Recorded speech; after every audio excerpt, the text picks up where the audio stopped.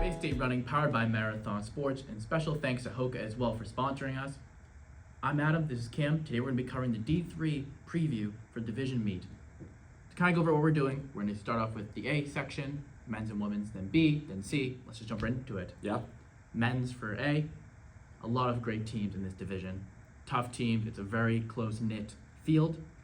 But I think the big team that's standing out to me is Weston. Yeah. Some of their top athletes have run unbelievable this year so far. Standout athlete for the team is Carson, 16:01 at Frank Kelly, that true 5K earlier in the year.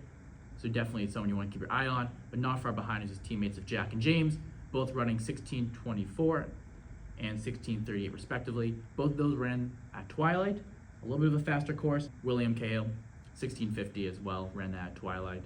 And his other teammate, Ben, 17:01, same as well at Twilight. So that top 5 is really close compared to other teams that only have maybe 2 or 3 or maybe just one athlete in that top 15. But definitely having your top 5 in that ranking, all almost sub 17, is pretty impressive. Individuals wise, the story here, Devin Moreau of Greater Lowell Tech. He's had victories at Frank Kelly, Bay State Invite, Twilight, and the Massachusetts Vocational Schools Championships. That would be my clear favorite individually. Got to talk about Thomas Corbett, senior from Norwell as well. He was the South Shore League champ, ran a 16:08 on Rentham. This 427 miler from outdoor could certainly give Moreau a run for his money. Greater Lowell Tech as well, though. Their number 2, Seamus Tully, he ran a 16:30 at Bay State. Yeah, to kind of jump off what you were saying, Ezra, he ran that 16:06 at Frank Mooney. But also another athlete who ran a really good time was William Cahill from Seekonk. He ran as well on November 4th at Frank Mooney. He ran that 16:42. So definitely someone you want to keep your eye on as well for that individual title. But you pretty much nailed it on the head. Devin Moreau. His name has been floating around all season and in the preseason polls. Yeah. Definitely been a strong favorite going into the season. But Thomas Corbett from Norwell, not far off, both going sub 16 so far this year at the same meet. So definitely we'll have to see what goes between these two athletes coming up this Saturday. Yeah, man. Devin's a proven winner. Kid's a baller. So we'll see what happens. 3A girls.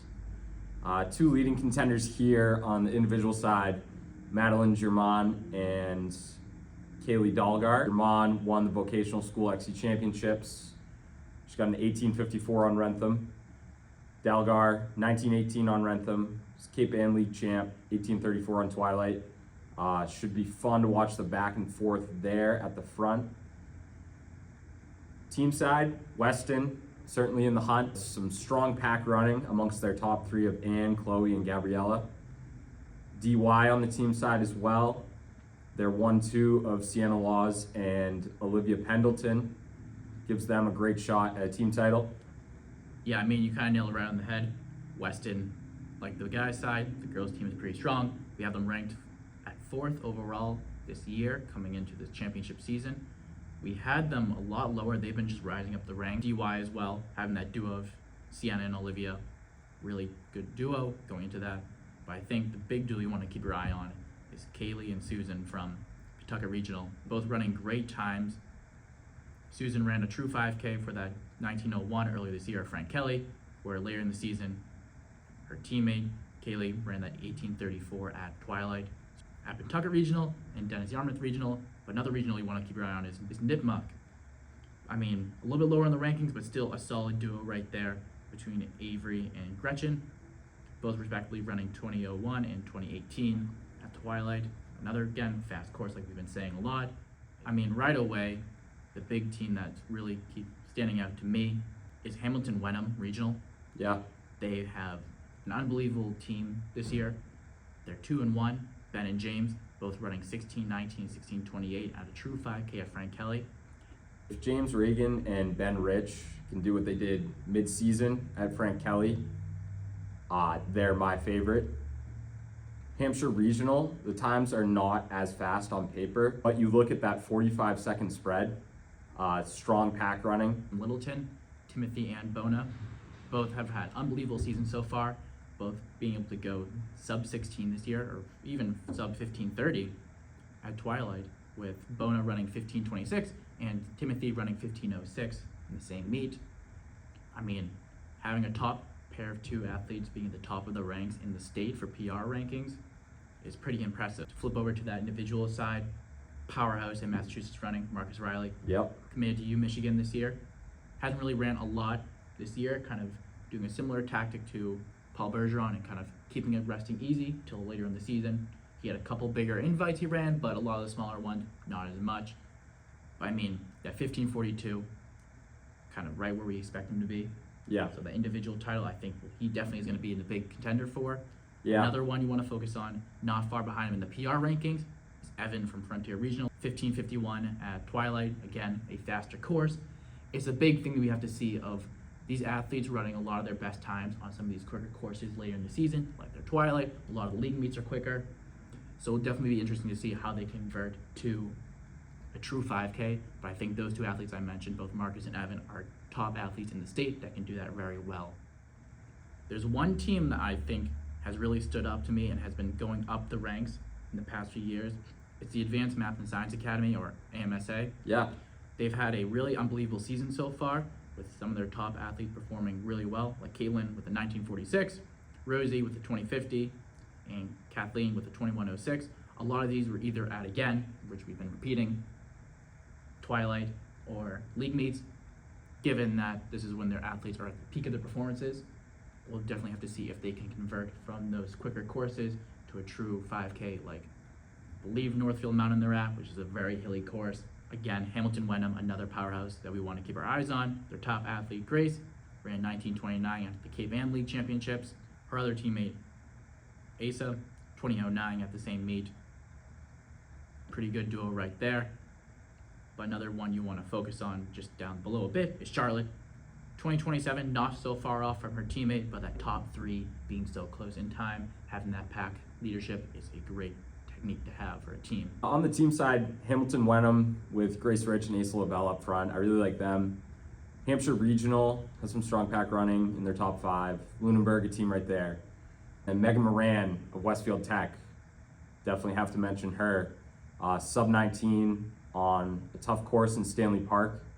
Tough teams in this division to really go over with so much talent across the board. Parker Charter being the standout for me.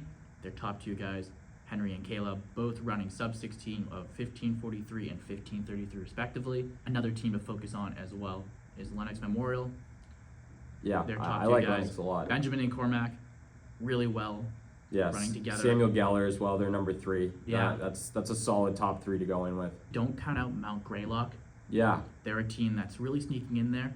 I mean, their top runner, Ollie, 16:13 at Twilight. Jackson Hunt of Hopedale. He's got a 16:27 on Rentham. He could shake things up. But I agree. Lennox's top three is great. Jacobson and Hatlevig of Parker Charter puts them in a great spot. And then Greylock with Swaby up front. 3C boys should be a really exciting race.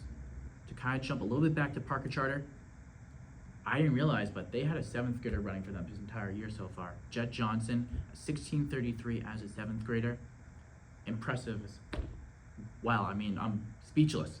Yeah, You don't see a seventh grader that often running times that quick. I mean, he's up there like with his teammates, but he's ranked 10th with the PR in the entire division. yeah, that's one to kind of tuck away mentally Yeah. going forward into indoor and outdoor track in the years to come. Sub 17 as a seventh grader. Yeah, I mean, Is incredible. another athlete, I don't know if you mentioned him. Did you mention Andrew from Monson? No. Yeah, I mean, 16:01 at Twilight. He's his top runner for their team. For his final year of cross country, being a 12th grader, definitely going off with that 16:01 even before pre-championship season starts is something you want to keep your eye on. Again, Ben McCarthy from Millis, 16:17. Another Hopedale junior senior, Jack Hunson, 16:27, and Jack Stahl, 16:28 from Bromfield. Team side, Mount Greylock jumps off the page. 53-second spread across their top five. Bromfield's duo of Evelyn Wool and Bradley gives them a great shot. And Lennox got to be in the mix as well on the team side. West Bridgewater's Ella Dunbury and Oxford's Cameron Davis, two athletes I wanted to mention. Davis is only a freshman, and she finished fourth at the recent Frank Mooney invite. at 1829 on Rentham. And then Dunbury was the South Coast Conference champion, slightly ahead of Davis at Twilight. She was second overall in 1820. So those look to be our main competitors as far as the individual race goes. Wool of Bromfield, she's got an 1827 at Twilight, sub 19 on Rentham. Lennox is number one. Alice Culver had a 1910 victory at Western Mass Championships, the Class B race at Stanley Park. She's also got a sub 19 on Twilight. Avery Murphy of Murdoch, someone to keep on your radar. Yeah, I mean, for me, it's Mount Greylock written all over it. Less than a minute spread across the board. And that's impressive for a team that we have ranked for number one, of course, in the state for Division 3. But for me, they're written all over for that team title. But I think Lennox is going to be another team you want to keep your eye on, as well as Frontier. Frontier's top two runners, Leia and Sylvie, both running 2031 and 2034. Bromfield. Yeah. They're a team that's a little bit more spread out, but those top four are still in both that tight pack and the higher numbers for time-wise, for PRs. Any other final thoughts? No, I don't think so. It's going to be a fun weekend. Championship season is here. Yeah, I mean, we'll be out there on the field getting some interviews with winners and different teammates as the meets go on throughout the weekend. Aside from that, I'm Adam. This is Cam. Thanks for checking us out, and good luck to all the athletes competing this weekend. Let's go! Woo!